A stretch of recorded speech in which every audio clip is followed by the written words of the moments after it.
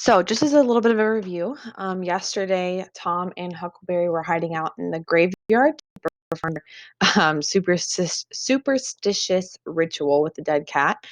So, chapter 10 is for today. We're going to pick up with them trying to escape from the graveyard. Now, they've been obviously incredibly spooked out, so let's see what happens.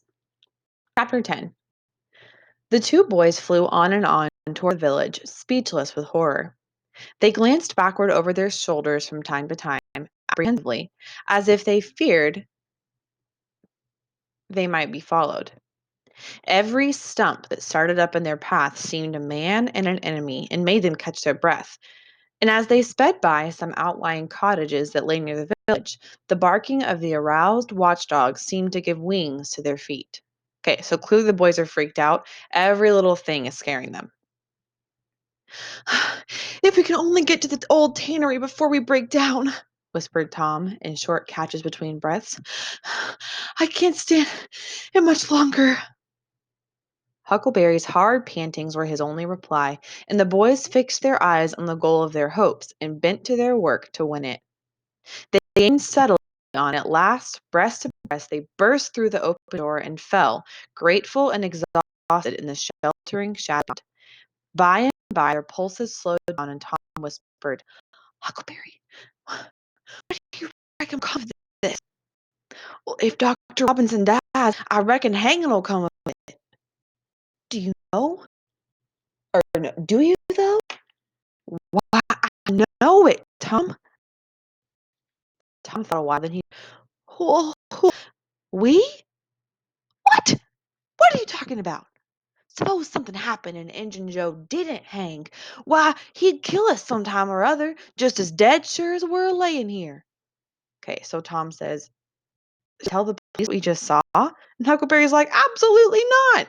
Injun Joe is a convicted criminal. If he gets away, if he ends up not being convicted in court and he ends up being let go free, you know he's going to be coming for us and then he'll kill us. So Tom says, oh, that's just what I was thinking to myself, Huck. If anybody tells, let Muff Potter do it if he's fool enough. He's generally drunk enough anyway. Tom said nothing but went on thinking. Presently he whispered, Huck, Muff Potter don't know it. How can he tell? Well, what's the reason why he don't know it? Well, because he just got that whack when Injun Joe done it.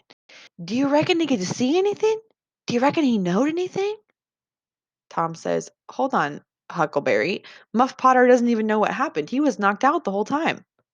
And Huckleberry says, oh, by hokey, that's so, Tom. And besides, look at here. Maybe that whack done for him. No, it ain't likely, Tom. He had liquor in him, I can see that. And besides, he always has. Well, when Pap's full, you might take and belts him over the head with a church, and you couldn't even faze him. He says so his own self. So it's the same with Muff Potter, of course. But if a man was dead sober, I reckon that whack might have fetched him too. I don't know. So Tom says, Huckleberry, what if that whack on his head actually killed Muff Potter too? Huckleberry's like, nah, he was so drunk he's going to pass out anyway. I'm sure he's fine. After another reflective silence, Tom said, Hucky, you sure you can keep Mum? All right, this word right here, Mum, is kind of funky, but what they mean by that is can you keep silent, can you keep the secret? Mum's the word. Most people will say that after they've told a secret or something that they don't want to be shared. They'll say, hey, Mum's the word, okay? Which generally means keep a secret. So he said, Hucky, you can keep Mum? He means, you sure you're not telling anybody? Tom, we got to keep Mum. You know that. That Injun devil wouldn't any more on us than a couple of cats. We was a seek that didn't hang him. Now, look at here, Tom. Let's take and swear to one another. That's what we got to do. Swear to keep Mum. Oh, this is Tom. I'm agreed. It's the best thing. Would you just hold hands and swear that we? Oh no, no, no. That wouldn't do for this. That's good enough for rubbishy common things, especially with gals, because they go back on you anyway and blab if they get in a huff. But there ought to be writing about a big thing like this.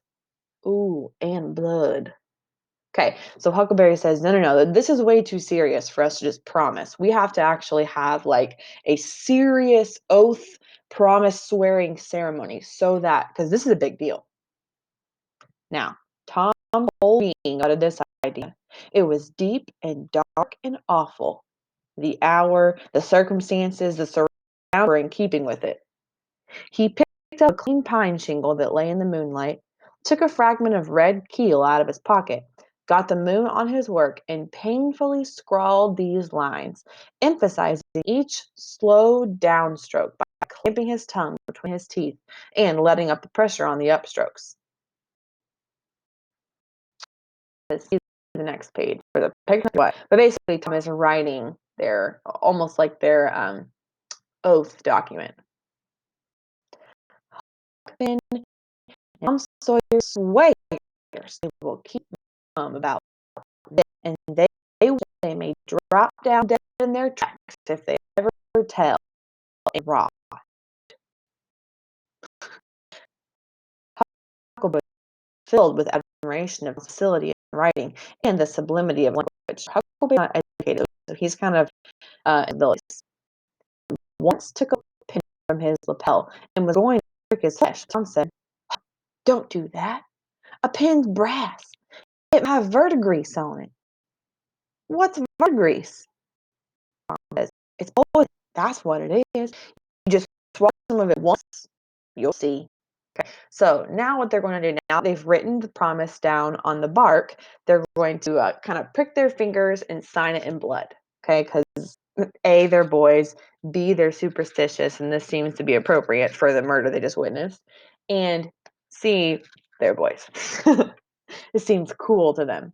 So Huckleberry takes out a pen from his jacket and starts to prick his finger. And Tom's like, "Whoa, whoa, whoa.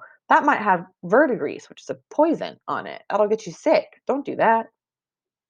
So Tom unwound the thread from one of his needles, and each boy pricked the ball and squeezed out a drop of blood. Time after many squeezes, Tom managed to sign his initials using the ball of his little finger pen. Then he showed Huckleberry got an H and an F, and the oath was complete. They buried the shingle close to the wall with some dismal ceremonies and incantations, almost like spells and incantation. The fetters, or the handcuffs, basically, that bound their tongues were considered to be locked and the key thrown away. A figure crept stealthily through breaking the other end of the ruined building now, but did not notice it. "Tom," whispered Huckleberry, "does this keep us from ever telling? Always?" "Of course it does. It don't make any difference what happens. We got to keep mum. We drop down dead. Don't you know that?" Okay, so here's another example of their superstition. Now that they signed their promise or their oath in blood, if they go back on it, they believe they'll be struck dead by the spirit world. So Huck says, "Yes, I reckon that's so." They continue to whisper for some little time. Presently, a dog set up a long, lugubrious howl just outside, within 10 feet of them. The boys clasped each other suddenly in an agony of fright. Now remember, a howling dog means that it means that someone is about to die. "Which of us does he mean?" gasped Huckleberry. I don't know. Peep through the crack, quick." "No, you do it, Tom." I can't. I can't do it, Huck." "Please, Tom." "Oh, there it is again." "Oh, Lordy, I'm thankful," whispered Tom. "I know his voice. It's Bull Harbison." Now, you have to understand when Tom says, "I know his voice," he says, "That's not a stray dog howling. That's Bull Harbison's dog howling." Okay, which means that because it's not a stray dog, it does not mean someone's going to die. That's not the superstition. Is if it's a stray dog howling, then it means impending doom. And it says here, if Mr. Harbison owned a slave named Bull, Tom would have him as Harbison's Bull, but a son or a dog of that name was Bull Harbison. "Oh, whew, that's good. I tell you, Tom, I was most scared to death. bet anything it was a stray dog. The dog howled again, and the boy's heart sank once more. Oh my, that ain't no bull harvesting, whispered Huckleberry. So now he's scared again. Do, Tom! Tom, quaking with fear, yielded and put his eye to the crack. His whisper was hardly audible when he said, Huck, it is a stray dog. Quick, Tom, quick! Who does he mean? Huck, he must mean us both. We're right here together.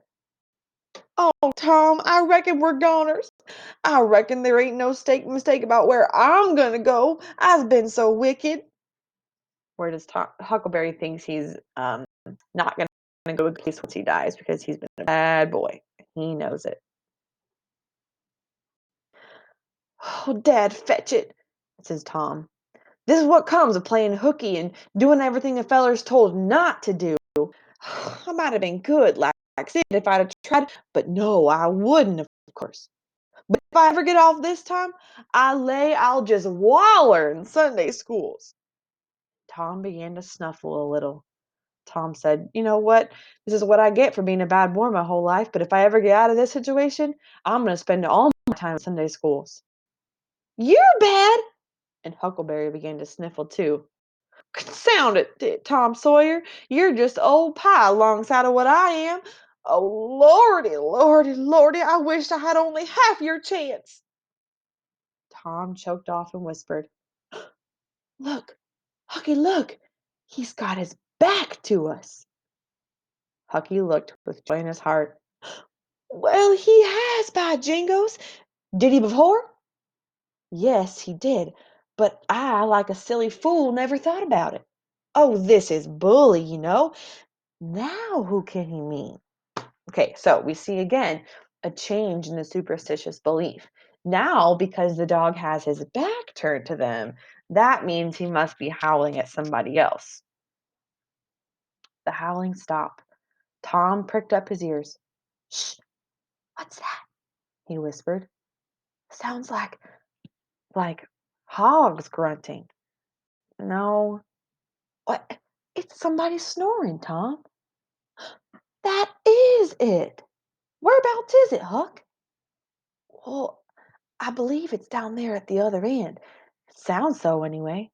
Pap used to sleep there sometimes, along with the hogs, but laws bless you, he just lifts things when he snores. Besides, I reckon he ain't ever coming back to this town anymore. The spirit of adventure rose in the boys' souls once more. Hucky, do you dast to go if I lead? Well, I don't like too much, Tom. Suppose it's Injun Joe. Okay, so where these boys are hiding is kind of like in this big barn, and they've been whispering this whole time. But all of a sudden, they hear some snoring, and it sounds like it's someone in the opposite corner of the barn. So now they're thinking, should we try and go figure out who it is? Tom quailed, but presently the temptation rose up strong again, and the boys agreed to try, with the understanding they would take their heels if the snore stopped. So they went tiptoeing stealthily down the one behind the other. When they had got to within 5 steps of the snorer, Tom stepped on a stick, and it broke with a sharp snap. Uh-oh. The man moaned, writhed a little, and his face came into the moonlight. It was Muff Potter. The boys' hearts had stood still, and their hopes, too, when the man moved, but their fears passed away now. They tiptoed out through the broken weatherboarding and stopped.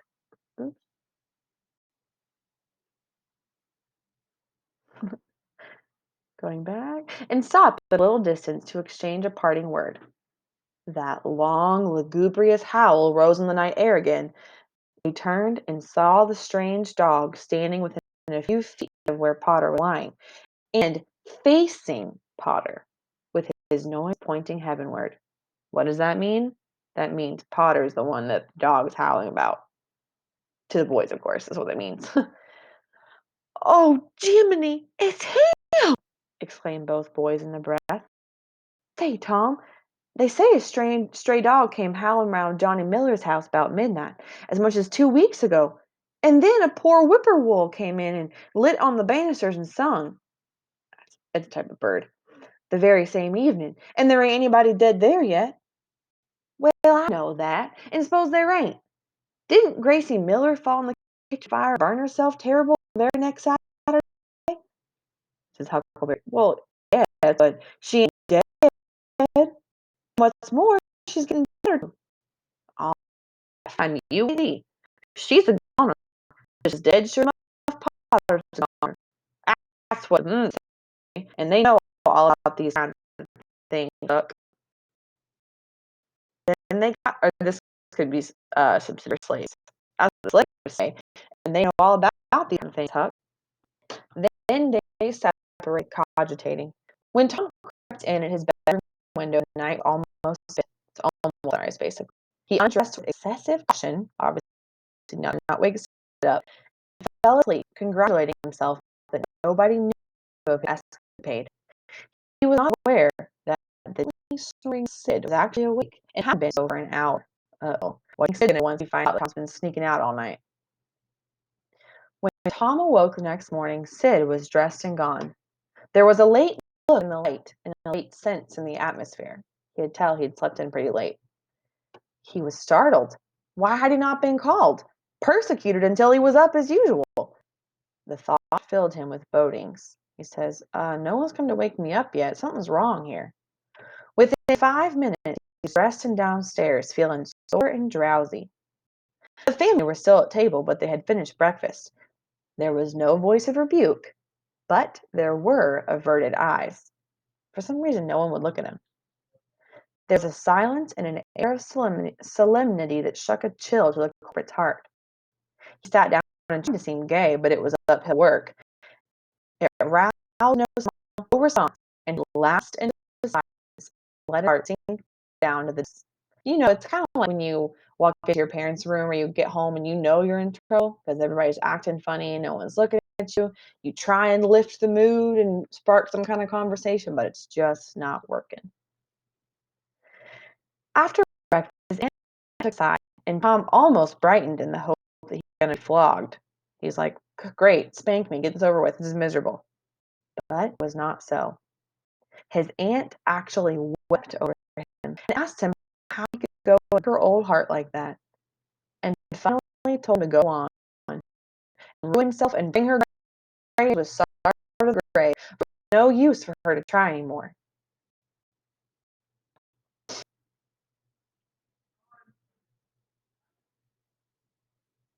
I'm waiting for it to load. This was worse than 1,000 whippings. Tom's heart was sore out of his body. He cried, he pleaded for forgiveness, promised to reform over and over again, and then received his dismissal, feeling that he had won an imperfect forgiveness and established a feeble confidence. Now, remember back towards the beginning of the book, Tom says the only thing that Aunt Polly can do that actually bothers him is it actually bothers him when she cries. She can spank, she can yell, all those things, but nothing upsets him like seeing her cry. So the fact that she's crying, she's not even mad at him anymore. She's just brokenhearted, saying like, "Tom, I've tried, I don't know what to do, but you just keep disobeying me. You're getting yourself into trouble. So at this point, just do whatever you're going to do because I give up." And that really, really bothered Tom. Heart. He left the presents too miserable to even feel revengeful towards Sid, and so the latter's prompt retreat through the back gate was unnecessary. Tom moped to school, gloomy and sad, and took his flogging along with Harper for playing hook the day before, with the air of one whose heart was busy with heavier woes and dead to trifles. Then he betook himself to his seat, rested his elbows on his desk and his jaws in his hands, and stared at the wall with the stony stare of suffering that has reached the limit and can no further go. His elbow was pressing against some kind of hard substance. After a long time, he slowly and sadly changed his position and took up this object with a sigh. It was in a paper. He unrolled it. A long, lingering, colossal sigh followed, and his heart broke. It was his brass andiron knob. This final feather broke the camel's back. Who had he given the brass knob to, back earlier in the story as a sign of his love? It was Becky Thatcher. And all of a sudden, he finds that it's sitting on his desk. So not only he's had a terrible night, he witnessed a murder, he got in trouble with his aunt that morning, he's late for school and got in trouble, and he got in trouble for playing hooky the day before. And now Becky Thatcher has basically broken up with him. So when it says this final feather broke the camel's back, this is if you're not familiar with this expression, typically has something to do with the straw that broke the camel's back. While straw and feathers and small things tend to be light at first, as they begin to build up and build up and build up, eventually it's going to break the camel's back if there's too much of it. So, in this, it's used as kind of an explanation or what's the word, like a saying or an idiom that means there's been so many things that each of them by themselves weren't so bad, but because they were all happening at one time, it was enough to be a big deal. And that's kind of what's happened to Tom here. He's super sad and super heartbroken. So tomorrow we'll go in chapter 11 and see what happens next.